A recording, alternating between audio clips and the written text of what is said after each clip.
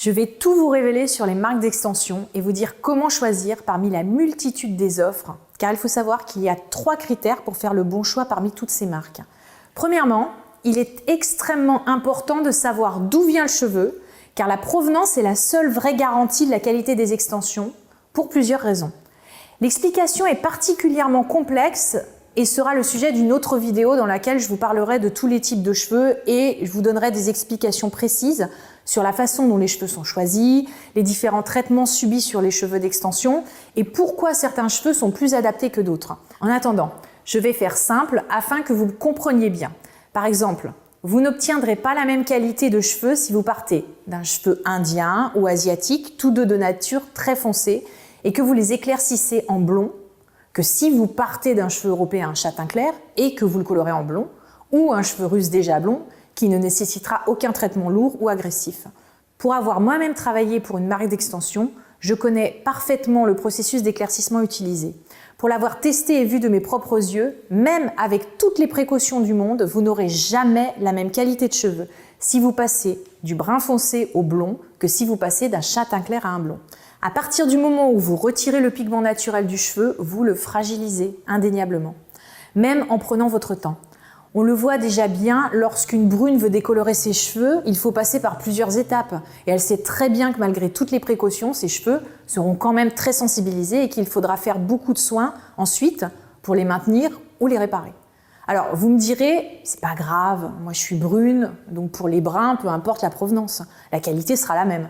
Eh bien non, car tous les cheveux indiens ou asiatiques qui arrivent en usine sont systématiquement plongés dans des bains de décoloration et recolorés ensuite afin d'uniformiser les résultats et correspondre au reflet prêt, aux nuanciers proposés par chaque marque.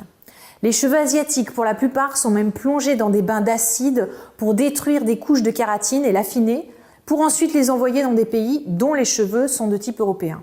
C'est donc un point sur lequel beaucoup de marques restent volontairement très floues ou certaines mentent pour ne pas perdre en crédibilité. Et ensuite, j'ai remarqué que beaucoup de marques donnent de fausses provenances. Je pense surtout aux cheveux russes, qui sont les plus belles extensions au monde. Malheureusement, beaucoup de marques peu scrupuleuses vendent des cheveux soi-disant russes à des prix défiant toute concurrence. Dites-vous bien qu'à l'heure actuelle, les vraies extensions russes sont très chères. Donc si une marque les vend à bas prix ou à un prix moyen, dans 99% des cas, vous aurez affaire à des faux.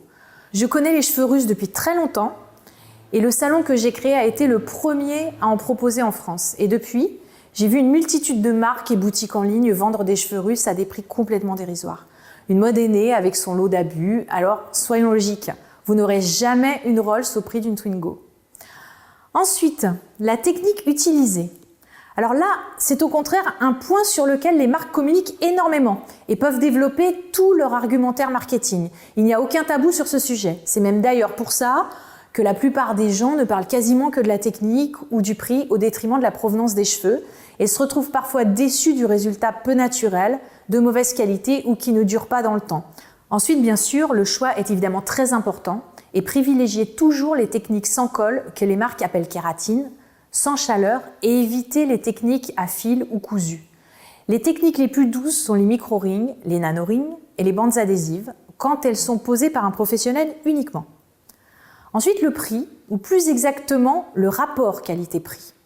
Je préfère dire le rapport qualité-prix parce que le prix ne veut rien dire. Par exemple, quand vous achetez une voiture, vous savez que si vous l'achetez à bas prix, vous ne serez pas aussi exigeant que si vous la payez très cher et la qualité des matériaux utilisés ne sera pas la même.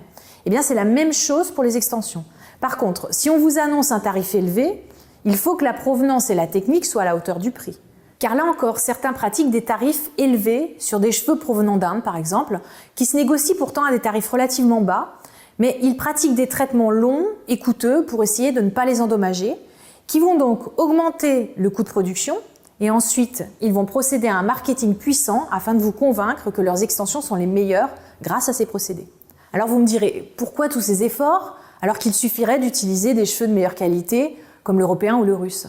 Eh bien, tout simplement parce que les grosses marques très connues couvrent généralement le monde entier et ont besoin de quantités astronomiques de cheveux. Et pour ça, l'Inde ou la Chine sont des fournisseurs quasi intarissables. Ils ne pourraient pas avoir suffisamment de cheveux européens ou russes pour fournir tous leurs clients, et c'est d'ailleurs tout à fait compréhensible et il est préférable pour eux et plus rentable au final de procéder ainsi.